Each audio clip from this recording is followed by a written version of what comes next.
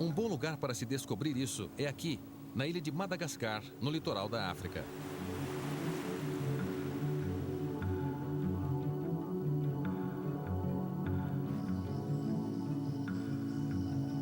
85% de todas as formas de vida aqui são exclusivas da ilha.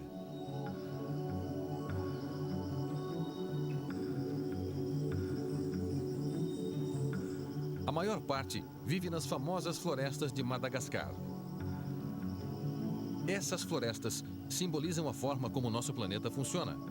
Elas são incrivelmente complexas e, no entanto, tudo funciona em conjunto para manter o sistema inteiro saudável.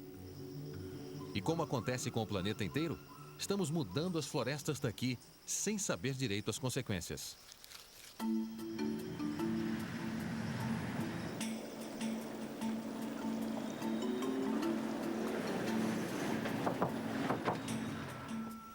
O Dr. Brian Fisher é um cientista que está chefiando uma expedição para documentar as diferentes formas de vida encontradas nas florestas. A bagagem! Alguém tem bagagem aí? Ele espera descobrir como o delicado ecossistema está mudando.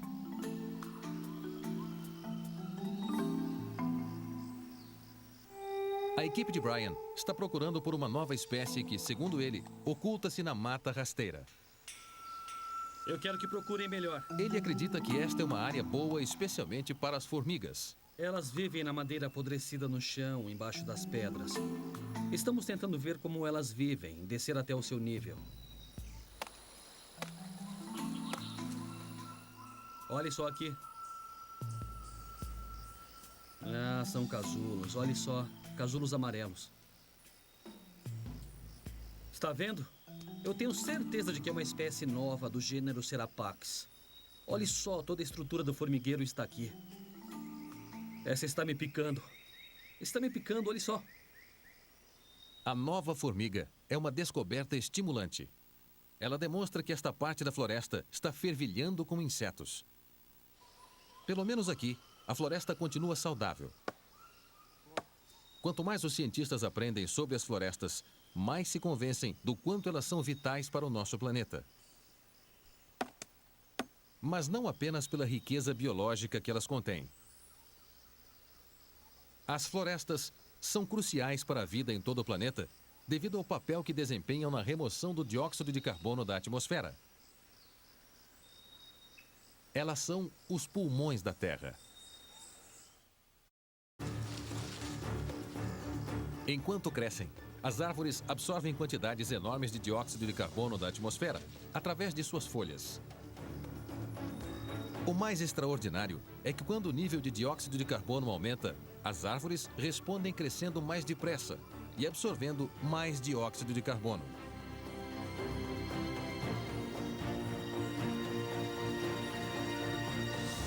Na realidade, desde que o ser humano começou a liberar os gases do efeito estufa na atmosfera, as florestas do mundo já absorveram 25% de todo o dióxido de carbono que produzimos. Portanto, florestas saudáveis, como a de Madagascar, têm um papel vital no equilíbrio climático do planeta. Mas a beleza natural primitiva desta ilha não é o que parece.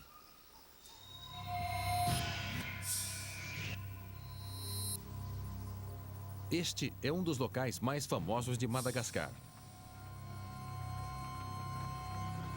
Essas gigantes são baobás, símbolo nacional da ilha. Mas elas são também símbolos de outra coisa. O único motivo pelo qual elas dominam a paisagem é que todas as outras árvores foram cortadas. Os baobás foram poupados porque, para os nativos, eles são sagrados. De um lado a outro de Madagascar, a floresta está sendo derrubada para a agricultura. Atualmente, resta apenas 20% da selva original da ilha.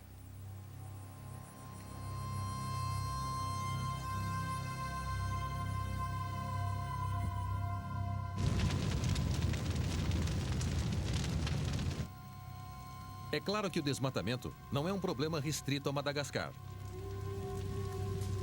Na Bolívia, esta área de 50 mil quilômetros de floresta tropical foi transformada em fazendas e cidades no decorrer de apenas 20 anos.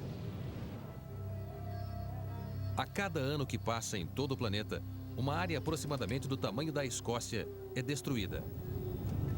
Portanto, não estamos apenas aumentando a quantidade de gases do efeito estufa na atmosfera, mas também diminuindo a capacidade do planeta de lidar com o problema.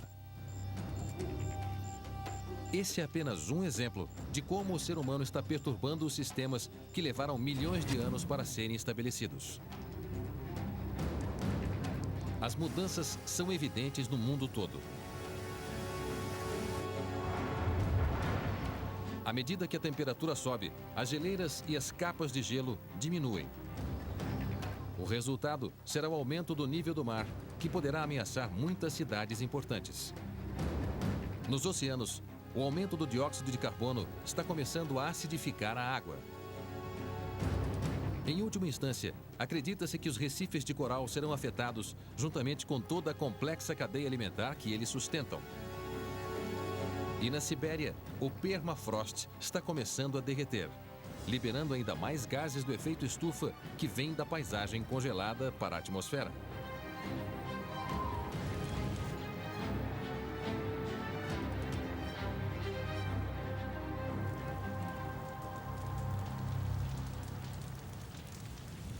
No decorrer de milhões de anos, a vida no planeta tornou-se parte de um grande sistema.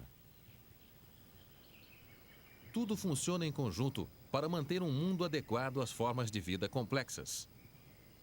Mas e o futuro? Estamos realmente afetando a capacidade que o planeta tem de sustentar formas de vida complexas? Ou será que a influência humana não é assim tão importante quanto às vezes imaginamos que é?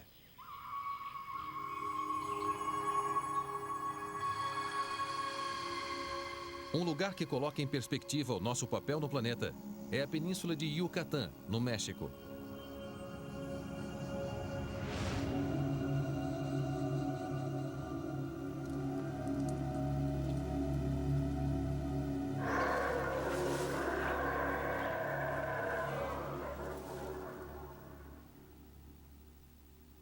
A selva aqui esconde as pirâmides de uma civilização perdida.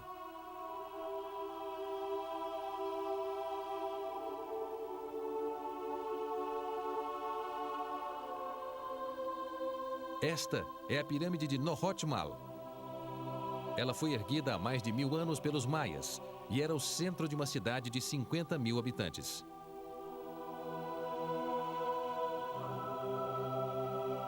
Hoje pouco restou. É um lembrete de que nenhuma civilização dura para sempre.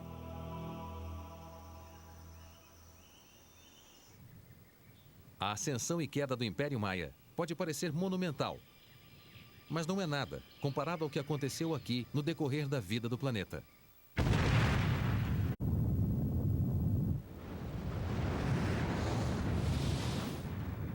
Há 65 milhões de anos atrás, este foi o cenário de um dos maiores cataclismas de toda a existência da Terra. Hoje restaram poucos sinais.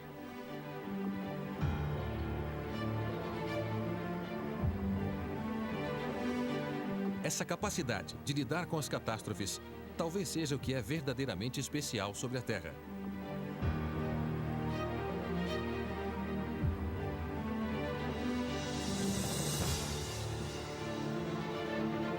Nosso planeta é muito resistente. E isso não vai mudar. A longo prazo, a Terra consegue aguentar qualquer coisa que fizermos com ela. Podemos desmatar todas as florestas, mas uma floresta se recupera em alguns milhares de anos. Podemos queimar todo o combustível fóssil do planeta, inundando a atmosfera com dióxido de carbono, mas mesmo assim, a Terra levaria apenas 1 milhão de anos para se regenerar. Mesmo os animais que estamos levando à extinção podem ser substituídos por outros através da magia da evolução. É apenas uma questão de tempo. A Terra vai ficar bem.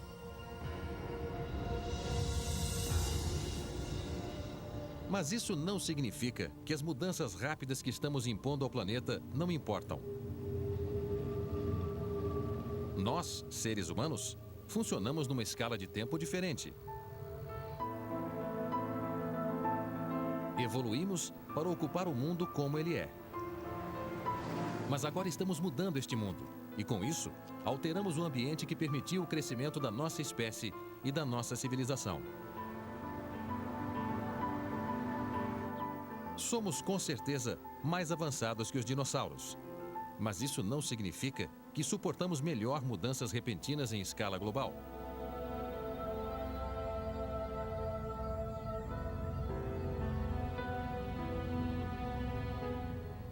Muitas vezes se diz que precisamos salvar o planeta. Mas não é o planeta que está em perigo. Somos nós. Versão brasileira DPN Santos.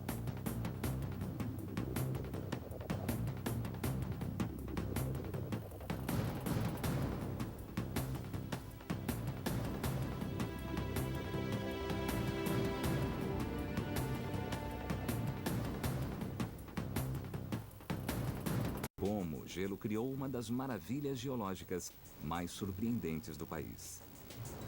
Um episódio congelante, na continuação sobre como nasceu nosso planeta. A Era do Gelo Americana. Uma força física incrível teve mais impacto que qualquer outra na formação da América do Norte moderna.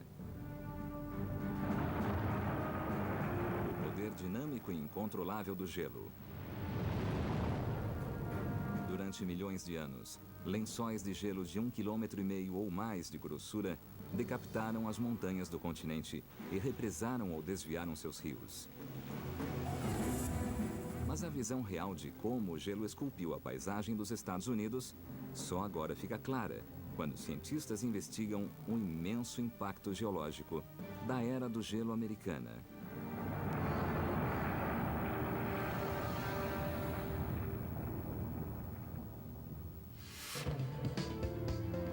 Durante séculos, os geólogos americanos ficaram intrigados com misteriosas marcas nos leitos de rochas da maior parte da América do Norte e com os montes solitários de rochas espalhados a esmo pela Terra. Muitos acreditavam que essas configurações eram evidências de uma grande inundação em um passado muito distante. Mas em 1847, um professor da Universidade de Harvard, recém-nomeado, teve uma ideia radical. O geólogo Louis Agassiz comparou a paisagem e as rochas norte-americanas com a geologia de geleiras nas montanhas de sua nativa Suíça. Ele se baseou em teorias que havia desenvolvido nos Alpes suíços uma década antes para declarar que a América do Norte já foi um dia coberta por gelo.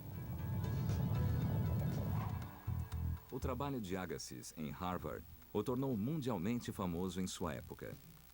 Mas a prova final de sua teoria da Era do Gelo teve que esperar até os anos de 1950, quando novas evidências surgiram do fundo do Oceano Atlântico. Essas evidências ainda estão guardadas até hoje nesse laboratório refrigerado na Universidade de Miami. Esses milhares de tubos plásticos oferecem aos cientistas uma ideia única de como era o clima na Terra antigamente. Os registros que você vê nessa sala são a informação básica que temos sobre as mudanças climáticas ocorridas nos últimos 2 milhões de anos. Eles são o ponto de partida que abriu os olhos das pessoas para as mudanças que ocorreram em períodos glaciais. A lama foi coletada pelo oceanógrafo Cesare Emiliani. Quanto mais fundo cavava, mais longe do tempo ele ia, e amostras mais antigas trazia à superfície. Essas são amostras de lama do fundo do mar. E dentro da lama, há pequenos organismos que registram a temperatura, a salinidade e outras condições que eram preponderantes quando aqueles organismos viviam. Essas mínimas criaturas submarinas são chamadas de foraminíferos. Sua formação química varia dependendo da temperatura da água onde elas cresceram. Então, as criaturas marinhas em diferentes camadas de lama agem como pequenos termômetros, registrando como a Terra estava quente ou fria em épocas diferentes de seu passado. Elas revelam que há mais de 2 milhões de anos, a temperatura média anual nos países mais ao sul dos Estados Unidos era em torno de 13 graus Celsius, pouco mais quente do que é hoje.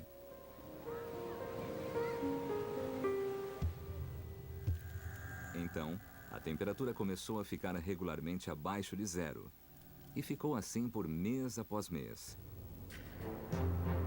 Grandes mudanças aconteceram em velocidade impressionante em termos geológicos. Em 10 mil anos, a temperatura média anual baixou para 3,3 graus negativos, por volta da mesma temperatura média no inverno de Chicago.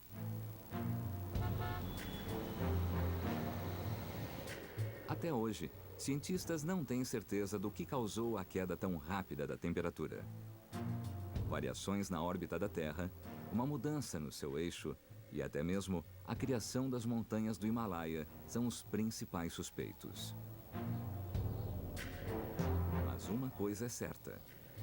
Com temperaturas abaixo de zero por todo o ano, a neve nunca derretia. Uma grande tempestade pode fazer mais de 40 milhões de toneladas de neve. E o peso crescente da neve foi compactado em grossas camadas de gelo sólido. A Era do Gelo americana tinha começado. Uma pista importante do que aconteceu a seguir está em uma pedreira próxima à cidade de Champaign, em Illinois. Em pedreiras como essa, rochas normalmente escondidas profundamente embaixo da terra são expostas pelas explosões comerciais.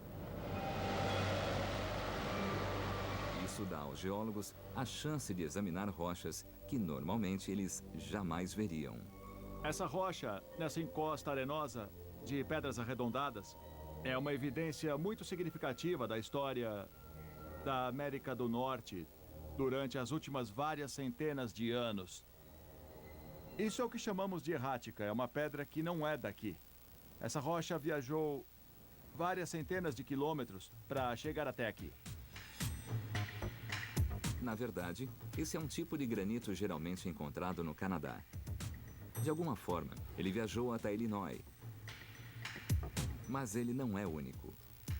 Por todos os estados do norte, rochas de todas as formas e tamanhos foram deixadas em lugares que não são seus. Essa, do tamanho de um elevador, está no Central Park, em Nova York. Ela era originalmente de Nova Jersey. E essa aqui, do tamanho de um carro e pesando tanto quanto, vem de Ontário, a mais de 800 quilômetros ao norte. Cientistas descobriram como pedras tão imensas podem ter sido transportadas por tão longas distâncias. Os lençóis de gelo formados 2 milhões de anos atrás começaram a se mover, fluindo como imensas geleiras por todo o norte dos Estados Unidos. Algumas das pedras muito grandes podem ser literalmente congeladas e descoladas da rocha de onde vieram, sendo transportadas pela geleira, percorrendo essa distância de centenas de quilômetros nela, como uma esteira transportadora, até finalmente a encontrarmos na paisagem ou em superfície como essa. O próximo desafio dos investigadores é descobrir até onde o gelo fluiu. E para isso, eles vão para o ar. Logo ao amanhecer, Brown localiza uma pequena elevação misteriosa despontando na planície rasa de Illinois. Livre de sua camada de camuflagem de árvores, a forma da montanha conta a Brown os segredos de sua criação. Essa paisagem se estende por uns 650 quilômetros. Olhamos as formas da Terra como elas foram feitas e podemos usar isso para desvendar a história da Era do Gelo. A formação na Terra que Brown está estudando é um monte de fragmentos que os geólogos chamam de morena. Ela é um acúmulo de fragmentos que uma geleira arrancou da Terra, empurrou e largou na sua frente. Essa montanha marca o local onde a geleira finalmente parou de seguir para o sul. Geólogos de todos os Estados Unidos registraram as posições de outras morenas, ajudando a mapear exatamente até onde os lençóis de gelo norte-americanos se espalharam. Quase 2/3 de todo o continente da América do Norte ficaram debaixo de gelo.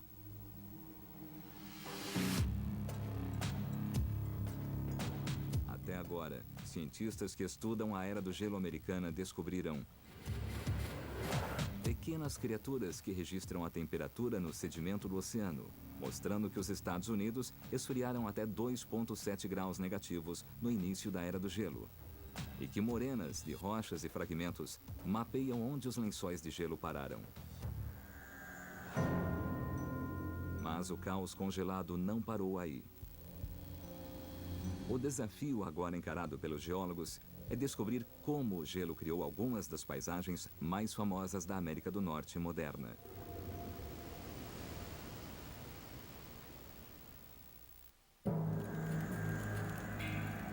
Há 2 milhões de anos, as temperaturas caíram e imensos lençóis de gelo se espalharam, como geleiras, pela maior parte da América do Norte. Geólogos desvendam o que o gelo em movimento fez com a terra embaixo. Em todo lugar onde o gelo passou, investigadores descobriram as mesmas características misteriosas. Fileiras de pedras postas da mesma maneira peculiar. Esse é um exemplo muito bom de um piso de pedras. Essa concentração de pedras pequenas, arredondadas, vistas aqui numa fileira com apenas 1 ou 2 pedras de largura. Cientistas perceberam que os pisos de pedra devem ter sido a base de uma geleira e que até mesmo as rochas mais duras tinham arranhões e sulcos feitos em suas superfícies. A geleira carrega fragmentos de rocha e, com isso, ela arranha, alisa e cria sulcos nas outras rochas, chamados de estriamentos. Esses arranhões deram pistas vitais para se desvendar a história de como a Era do Gelo mudou a América. Podemos medir sua orientação e elas podem nos dizer algo sobre a direção em que o gelo fluiu. Eu alinho minha bússola paralela aos estriamentos na rocha. A bússola me diz que o gelo fluiu de norte a leste, dessa direção para essa direção. Mas outros arranhões em rochas encontradas por todo o norte dos Estados Unidos apontam para direções diferentes. Essas rochas arranhadas pelo gelo no Central Park, em Nova York, mostram arranhões feitos por uma geleira que veio de noroeste. Só há uma explicação para a direção diferente para onde o gelo parece ter se movido. Os arranhões não foram todos feitos por um único lençol de gelo, como se pensava a princípio, mas por vários deles. Esse fenômeno de avanço e recuo e mudança da paisagem aconteceu várias vezes. Não só uma vez, mas várias vezes. Todas as direções que o gelo tomou estão marcadas nas rochas. Isso deu aos investigadores muitas pistas para se estabelecer um padrão de movimento do gelo. Mas compreender a situação por completo envolve muito trabalho de investigação geológica. Esse ciclo de avanço e recuo de glaciação deixa um registro incrivelmente complicado para nós resolvermos. Vemos fragmentos desse quebra-cabeças para todo lado, como numa pedreira. Então é um grande desafio descobrirmos como cada um desses fragmentos se encaixa. O gelo mudou as condições da paisagem. As mudanças incluem a erosão dos fragmentos glaciais, o que mudou todo o aspecto dessas áreas. Se arrastando pela paisagem em velocidade em torno de 60 centímetros por dia, as imensas geleiras desviaram o curso de rios antigos. Até o poderoso Mississippi não foi páreo para o gelo. Ela moveu o curso do rio Mississippi. Ele antes fluía pelo meio de Illinois. Uma geleira avançou pelo estado e criou uma represa de gelo atravessada no curso do antigo Mississippi. Um enorme lago se formou diante do gelo, transbordando em algum momento e criando um novo rio 129 quilômetros a oeste. mesmo curso que ele segue até hoje. Quando os lençóis de gelo derreteram, seu impacto na América do Norte foi quase tão grande quanto eles. Produziram imensas inundações que tinham que escoar em algum lugar. Isso formou uma paisagem completamente nova, com novos vales de rios, novos canais, novos locais por onde o rio fluía, reposicionando completamente toda aquela paisagem existente. Onde as rochas eram macias ou enfraquecidas por falhas, as geleiras cavaram imensas bacias. Quando as inundações chegaram, essas depressões rapidamente se encheram de água. Todo o lago natural aqui em Indiana, Illinois, Wisconsin, foi criado por geleiras. As maiores bacias formadas por gelo se tornaram o que hoje chamamos de grandes lagos. Essas crateras, cheias d'água na paisagem norte-americana, têm quase 23 mil quilômetros cúbicos. A água que elas contêm poderia afundar todo o estado de Nova York em uma profundidade de mais de 180 metros. Mas até isso, é uma pequena fração do total da inundação provocada quando o gelo se transformou em quase 162 mil quilômetros cúbicos de água. Isso é mais de 100 vezes a água que há hoje em todos os rios da Terra.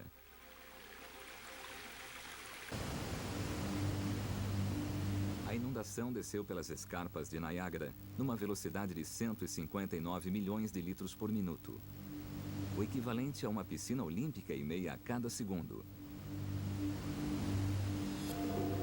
E isso cortou uma garganta de 11 quilômetros de comprimento e 54 metros de profundidade na rocha sólida. A Era do Gelo criou uma das maravilhas modernas do mundo: as Cataratas do Niágara. O próximo desafio dos investigadores era descobrir por que o gelo avançava e recuava com tanta frequência. Somente em meados dos anos 60, as primeiras verdadeiras pistas foram descobertas. Os militares americanos construíram bases em um dos locais mais remotos da Terra. O Exército dos Estados Unidos apresenta MF59314. Esse é um laboratório ártico ideal, permanentemente congelado debaixo de uma calota polar que cobre tudo, com exceção de algumas áreas costeiras da ilha. Geólogos perceberam que o gelo extraído por perfuradores tinha um registro histórico único.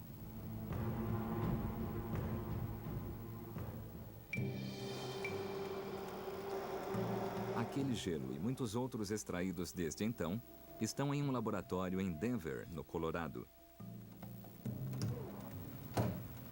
Estamos no Fort Knox da climatização paleontológica. O que você vê nesses tubos é ouro, em termos do que podemos saber sobre o clima e o que aprendemos sobre o clima nos últimos 50 anos. Esses tubos contêm cilindros de gelo de 91 centímetros, cada um retirado camada após camada de neve compactada. Mas o que está preso dentro do gelo é o que mais fascina os cientistas. A neve de cada ano cai e fica por cima de camadas soltas, prendendo o ar entre os flocos de neve. Amostras de gelo são os únicos arquivos que temos. Os únicos bons arquivos sobre a atmosfera do passado. Em uma amostra de gelo você pode ver pequenas bolhas e elas são bolhas de ar. De ar não adulterado, de umas centenas de milhares a milhões de anos atrás. Quanto mais profunda é a bolha, mais antigo é o ar que ela contém. Ela guarda não só uma indicação de temperatura, mas também indicações de poeira sobre a circulação atmosférica. Ela contém um registro da atmosfera e especificamente dos gases do efeito estufa. Cada camada de gelo corresponde a um tempo preciso na história da Terra, quando aquela neve caiu. Então, analisando as bolhas de qualquer camada, cientistas podem descobrir como era a atmosfera da Terra em qualquer período do passado. Imagine que você está escrevendo um livro e todo ano você acrescenta uma página a ele e essas páginas vão se amontoando cada vez mais. Os cientistas do tempo chegam e leem página por página e cada lençol de gelo que alcançamos. A leitura desse registro congelado do clima da Terra revelou que o crescimento e o recuo do gelo americano seguiam um padrão diferente. No último 1.000.000 de anos, mais ou menos, vemos um fluxo regular de grandes glaciações por volta de uma a cada 100.000 anos. Algumas teorias sugerem que esses períodos gelados coincidem com variações na órbita da Terra em torno do Sol. Mas não foi só isso que os pedaços de gelo revelaram. Os pedaços que o White estuda sugerem que quanto mais longa a era do gelo, mais forte ela se tornava. Por volta de 400.000 anos atrás, fomos de um período de glaciações menores até períodos de glaciações muito fortes. Até agora, os detetives da geologia descobriram evidências de como a era do gelo americana, que só piorava, criou uma das paisagens mais emblemáticas do continente. Rochas arranhadas mostram como as geleiras abriram seu caminho pela América do Norte. Amostras de gelo registram um ciclo de 100.000 anos de gelo e degelo, e as temperaturas ficavam ainda mais frias com a continuação da Era do Gelo. As novas pistas sugerem que o incrível impacto da Era do Gelo americana não parou aí.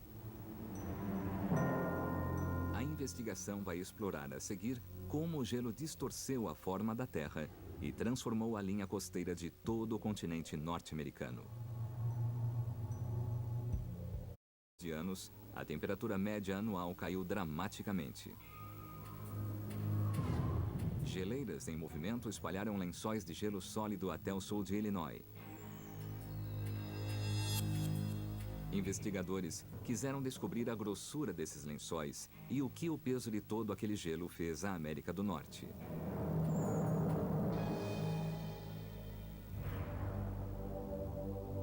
A primeira pista veio do estado de Nova York, na Montanha do Urso. Ninguém sabe com certeza a grossura do lençol de gelo que veio de norte para o oeste, mas agora estamos no topo da Montanha do Urso, uns 390 metros acima do nível do mar. O que vemos aqui é uma série de marcas. Elas configuram uma erosão glacial produzida por grandes blocos de rocha sólida na base de uma geleira bem pesada. Essas grandes pedras passaram no leito, arrancando pedaços de rochas, enquanto o gelo glacial se movia por cima da Montanha do Urso. A descoberta de Charles Merguerian no topo da montanha mostra a grossura que devia ter o gelo em movimento. O lençol de gelo glacial não estava nem aí com a montanha. Não há dúvidas de que o lençol de gelo glacial passou por cima da montanha como se ela nem estivesse lá. Acredita-se que esse lençol tinha 1,5 km de grossura ou mais. As marcas são evidências claras de que o lençol de gelo de Nova York devia ser umas 4 vezes mais alto que o Empire State Building. Informações como essa permitiram que Merguerian estimasse a quantidade total de gelo que cobriu a América do Norte. São assustadores 70 milhões de quilômetros cúbicos de gelo. Imagine esse bloco de gelo, ele tem uns 15 centímetros de grossura. Se ele fosse criar o lençol de gelo que cobriu a América do Norte durante a última glaciação, você precisaria de vários bilhões dele. Talvez 100 bilhões. É um número grande demais para se imaginar. Esse bloco de gelo pesa 12 quilos e tem 14 mil centímetros cúbicos de tamanho. Mas havia 70 milhões de quilômetros cúbicos de gelo cobrindo a América. Os cientistas calcularam o peso total do gelo e é um número praticamente incompreensível. 68 quadrilhões de toneladas. É claro que um peso tão grande de gelo não afetou somente a América do Norte. Ele distorceu a forma do planeta. Eu tenho uma bola aqui que tem a representação da Terra e de cada continente. E aqui está o contorno da América do Norte. E durante a Era do Gelo, a neve começou a acumular no Canadá e quando o gelo engrossou, ele começou a fluir dos centros de acúmulo de neve para o sul, para dentro da América do Norte, chegando à sua extensão máxima aqui em Illinois. Quando isso aconteceu, Essa massa de gelo pressionou o continente. A crosta sólida da Terra fica por cima de uma camada que os cientistas chamam de manto. Rochas semiderretidas que se comportam como plástico quente e grudento. O peso de imensas planícies de gelo pressionou áreas internas e ao mesmo tempo fez partes da costa se erguerem do mar. Mas os investigadores também descobriram evidências de outras alterações que o gelo fez na linha costeira americana, nas fronteiras com o mar que definem o continente que vemos hoje. Uma pista vital veio do centro de Miami, inesperadamente em um tribunal municipal. Estamos aqui diante desse prédio impressionante, construído no início do século XX, por causa dos materiais usados para sua superfície. Essas pedras são feitas de corais fossilizados e, se você souber analisá-las, elas podem dizer bastante sobre o passado da Flórida e talvez sobre seu futuro. A pedra de coral é feita dos rígidos esqueletos de carbonato de cálcio de pequenas criaturas marinhas, animais que só crescem em águas muito rasas.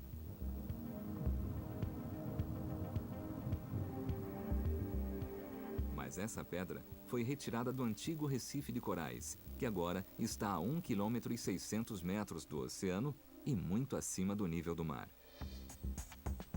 Estou andando aqui mais ou menos a 1,80 m acima do nível do mar, ao lado da face dessa rocha, que deve ter 1,80 m de altura.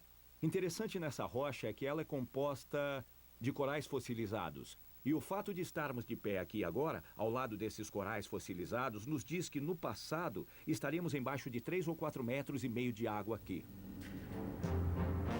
As pedras de coral foram datadas em aproximadamente 130 mil anos. O que significa que o nível do mar em torno de Miami devia ser bem mais alto do que hoje. Quando especialistas tentaram descobrir por que o nível do mar era tão alto na época, emergiram novas evidências sobre os recifes de corais da Flórida. E o mistério se aprofundou ainda mais. Mergulhadores na costa de Miami encontraram recentemente um recife de corais submerso em 137 metros. Esses corais cresceram há 25 mil anos. E porque um recife como esse só se forma em água rasa, os cientistas perceberam que o nível do mar, na época, devia ser bem mais baixo do que é hoje. Isso significa que a linha costeira estava em um local completamente diferente.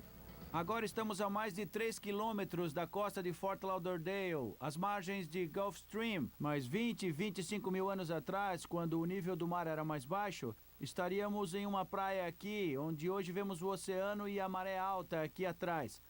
Nós veríamos uma praia com areia diante de uma leve encosta.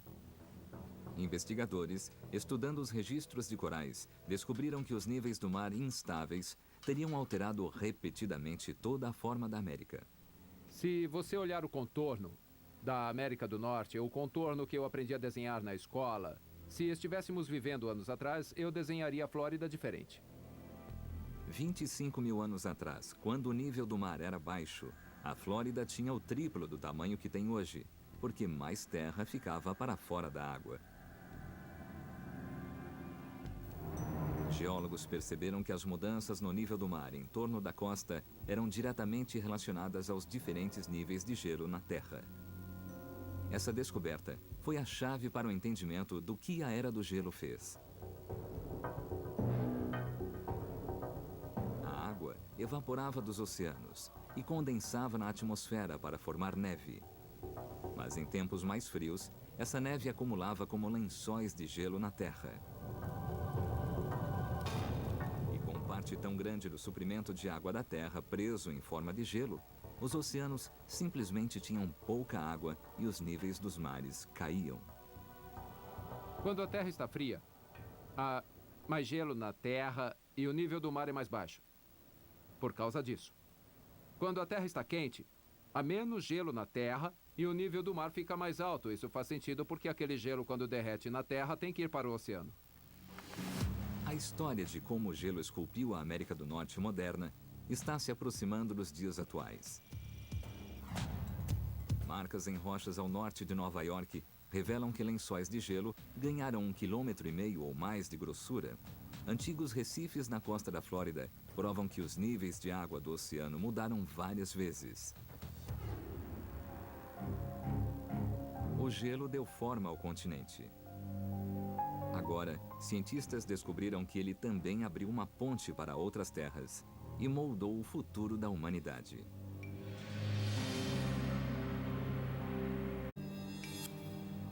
A Era do Gelo da América do Norte começou há 2 milhões de anos. Enquanto a Terra se movia em torno do Sol, as temperaturas da América do Norte flutuavam. 130 mil anos atrás, o clima era tropical. Depois, 25 mil anos atrás, ele ficou mais frio que nunca. Geleiras cobriram 2/3 da América do Norte com gelo de até 1,5 km de profundidade. Agora, a investigação examina como essas temperaturas congelantes alteraram todo o curso da história humana da América do Norte. Nas cavernas de Paisley, no Oregon, cientistas coletam pistas vitais que os humanos deixaram para trás. Aqui está seu coprólito. Ah, que lindo espécime. A evidência é o coprólito, excremento humano fossilizado. Foi nesse local que encontramos as fezes humanas mais antigas, datadas aqui nos Estados Unidos por um DNA que indica que pessoas talvez da Sibéria estiveram aqui ao menos 14.300 anos atrás. Hoje, a América do Norte é separada da Sibéria por mar aberto. Mas a presença de homens da Sibéria em solo americano é evidência contundente de que, por volta de 14 mil anos atrás, terras deviam ligar os dois continentes. Geólogos sabem que a quantidade de água transformada em gelo fazia com que houvesse menos água nos oceanos. Mais importante para o futuro dos Estados Unidos, o recuo dos oceanos Pacífico e Ártico deixaram um fundo do mar entre a América e a Sibéria alto e seco. Mas resta ainda uma dúvida. Os homens que viveram nas cavernas Paisley há 14 mil anos poderiam ter chegado à América do Norte pelo mar. Mas essa teoria é negada pela descoberta desse artefato. Essa é uma ferramenta que foi esculpida em um osso pertencente a um camelops, mais comumente chamado de camelo. Você pode ver a curvatura do osso aqui. Essa é a parte de fora do osso. Ela continuaria em um grande arco por inteiro. O que eles fizeram foi serrar essa parte fora e aí formaram dentes bem aqui do outro lado. O animal que morreu aqui era um ancestral do camelo de 2 corcovas, agora encontrado na Ásia. Poucas pessoas sabem que ele evoluiu nos Estados Unidos. Camelos estiveram aqui há uns 40 milhões de anos, então é surpreendente para mim o fato das pessoas não saberem que os camelos estiveram aqui. Na verdade, os fósseis de camelo mais antigos já encontrados foram descobertos em Dakota do Sul, e a pré-datação diz que eles estão no mundo há milhões de anos. As descobertas são evidências claras de que os camelos evoluíram na América e um dia viveram somente aqui no planeta. Camelos, que não poderiam ter migrado pelo mar, só podem ter ido para a Ásia por terra.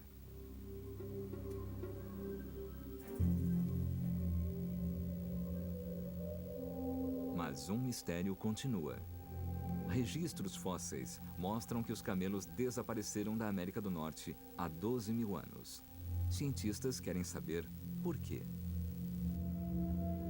Não há dúvidas de que o fim da última era do gelo rendeu uma redução substancial no número de espécies aqui no hemisfério oeste. Então, o que causa essas coisas? É possível que o clima tenha mudado tão dramaticamente, tão rapidamente, que elas não puderam se adaptar. Em Denver, no laboratório de gelo, Jim White examina a evidência que pode confirmar que a Era do Gelo matou os camelos. Esse é um pedaço de gelo realmente fascinante e uma das peças mais importantes que temos na coleção. Esse é o momento-chave da mudança climática. A evidência é um pedaço de gelo, uma cápsula do tempo congelada registrando a temperatura da América do Norte 12 mil anos atrás. Ela mostra que os Estados Unidos, de repente, ficaram ainda mais frios. Abrimos nosso livro do clima. E se fôssemos ler o passado, essa seria a página 12.000. Imagine que nesse momento, no tempo, tivemos 1000 anos de frio.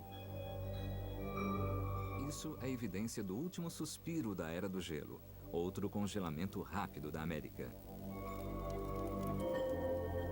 Essas mudanças abruptas de clima podiam ser de 10 graus Celsius em 50 anos ou menos. Podiam ser mudanças de 1 grau Celsius por ano e sustentadas por vários anos. É uma queda de muitos graus de temperatura. Isso é mais ou menos como ir de Miami a Montreal, essa mudança de clima. O Grande Frio foi rapidamente do moderado ao congelante em menos de um século. Mas durou aproximadamente 1.600 anos. Foi um congelamento tão grande que acabou sendo demais para os camelos, mamutes e outros animais grandes norte-americanos. Estamos numa montanha-russa da mudança climática, que deve ter sido extremamente estressante para as plantas e os animais que viviam naquela época. O último grande frio fatal da Era do Gelo terminou há 10 mil anos. Foi a última vez em que o gelo avançou pelo continente. Cientistas, investigando o legado do avanço dos lençóis de gelo da América, descobriram o coprólito, forte evidência de que as geleiras fizeram o nível do mar cair, expondo uma faixa de terra que ligava a Sibéria à América do Norte. Esse pedaço de gelo também registra o congelamento final da era.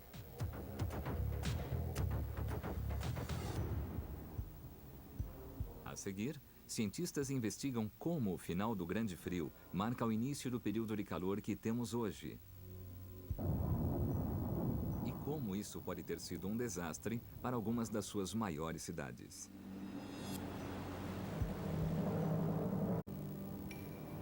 Congelamentos profundos de mais de 2 milhões de anos provocaram lençóis de gelo gigantes que passeavam pela América do Norte.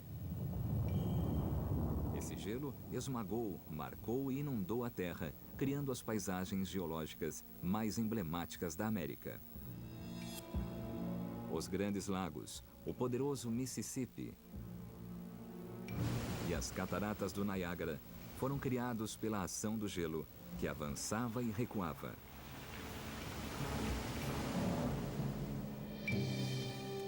Nos últimos 10 mil anos, a Terra vivenciou temperaturas cada vez mais quentes e o desaparecimento do gelo impactou o continente norte-americano de outras maneiras igualmente importantes. O gelo mudou as condições existentes na paisagem. Ele mudou a maneira como vivemos nesse ambiente. Tiramos nossa água potável desses materiais. Nossos ricos solos de agricultura são parte desse legado. A terra mais produtiva para plantio do mundo está bem aqui na América do Norte. E somente de um ponto de vista econômico, os bilhões de dólares de produtividade da agricultura são resultado direto da Era do Gelo. Durante sua Era do Gelo, grandes áreas da América do Norte foram cobertas por geleiras.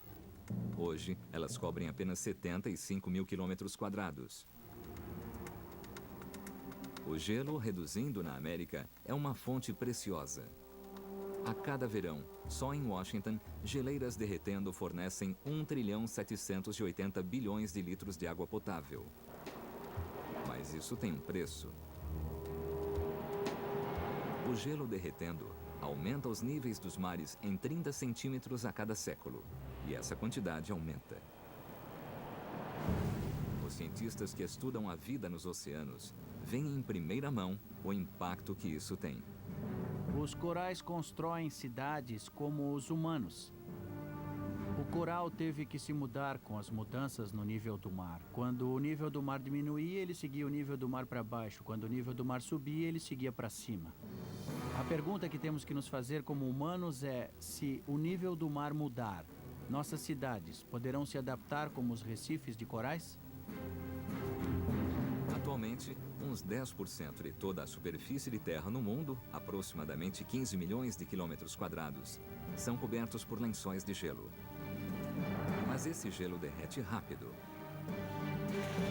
Se as tendências de aquecimento atuais continuarem, todas as geleiras no Parque Nacional das Geleiras, em Montana, terão desaparecido até 2030.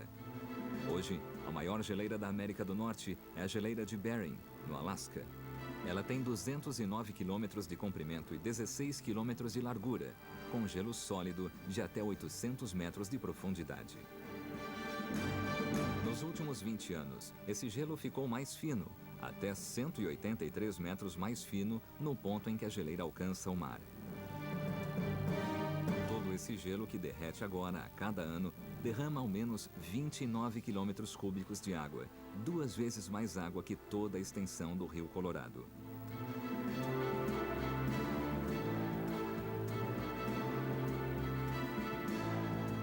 No mesmo período, o gelo do Mar Ártico encolheu 101 milhões de hectares, uma área do tamanho do Texas e do Novo México juntos.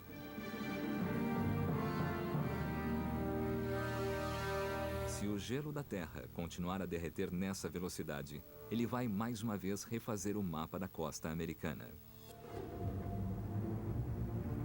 A Flórida era assim em 1995. Ela pode estar assim em 100 anos. Uma perda de mais de 1.600.000 hectares, onde 1,5 milhão de pessoas vivem em 2010. E com o crescimento atual do oceano, essa pode ser a costa da Flórida no final do próximo século, no ano de 2200. Essa é Miami, ou o que sobrou dela. Até lá, a Ocean Drive pode estar debaixo do oceano. Seria uma volta aos níveis do mar de 130 mil anos atrás. Os geólogos, investigando a Era do Gelo americana, descobriram evidências de que o poder do gelo foi crucial para que se criasse a América do Norte moderna.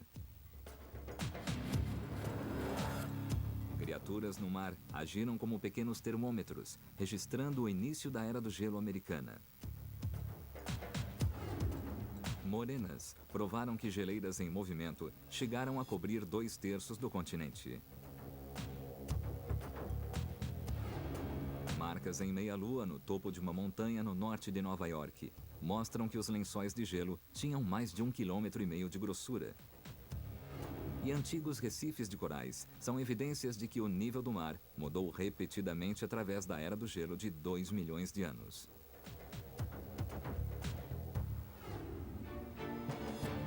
A investigação desvendou uma visão geral de como o gelo esculpiu a geologia dos Estados Unidos.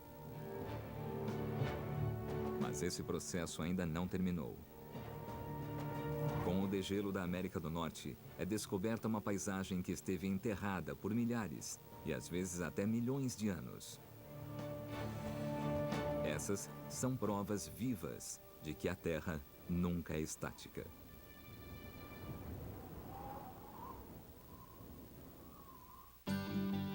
Como nasceu nosso planeta foi apresentado por Terra.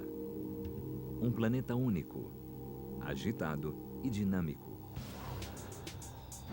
À medida que os continentes se movem e colidem, vulcões explodem e glaciares avançam ou recuam.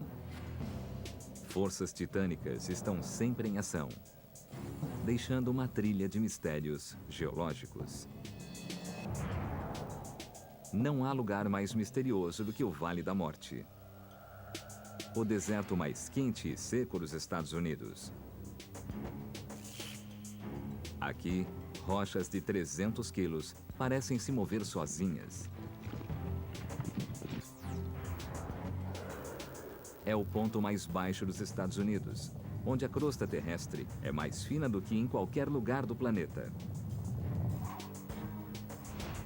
O Vale da Morte é um laboratório dinâmico para cientistas que examinam rochas como chapas de raio-x, revelando o funcionamento da Terra e suas origens.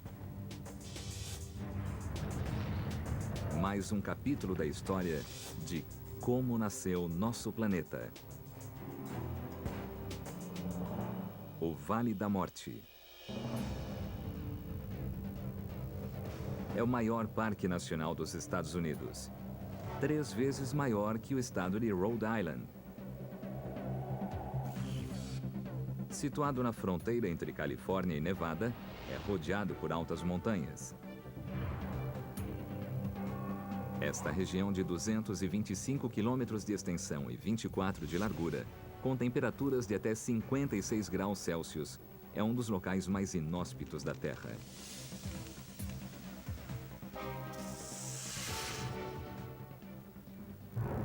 Mas para os cientistas, o Vale da Morte é um lugar único. Aqui, eles podem observar a interação das grandes forças geológicas do planeta.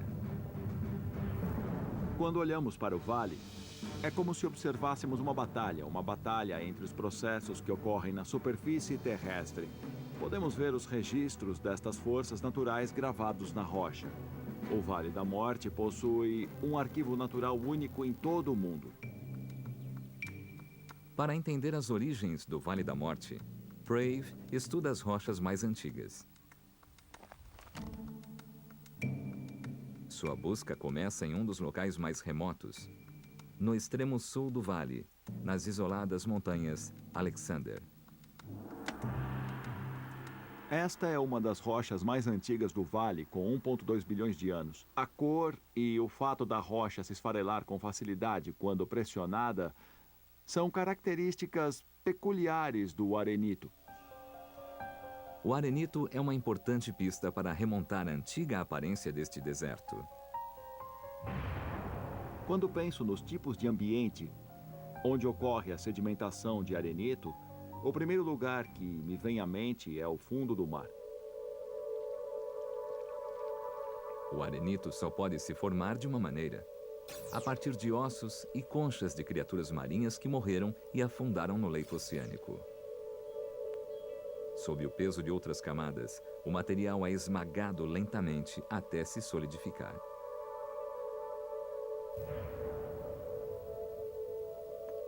Incrivelmente, Brave descobriu indícios de que o Vale da Morte já esteve debaixo d'água. Os fósseis são uma grande pista. É o tipo de evidência vital para qualquer estudo geológico. Estes são ótimos exemplos dos tipos de fósseis que podem ser encontrados em rochas antigas. Nós podemos ver aqui estas marcas curvas na superfície da rocha que parecem grandes fatias de repolho. Isto são algas conhecidas como estromatólitos. Ironicamente, estes fósseis marinhos só puderam sobreviver no Vale da Morte graças à escassez de água.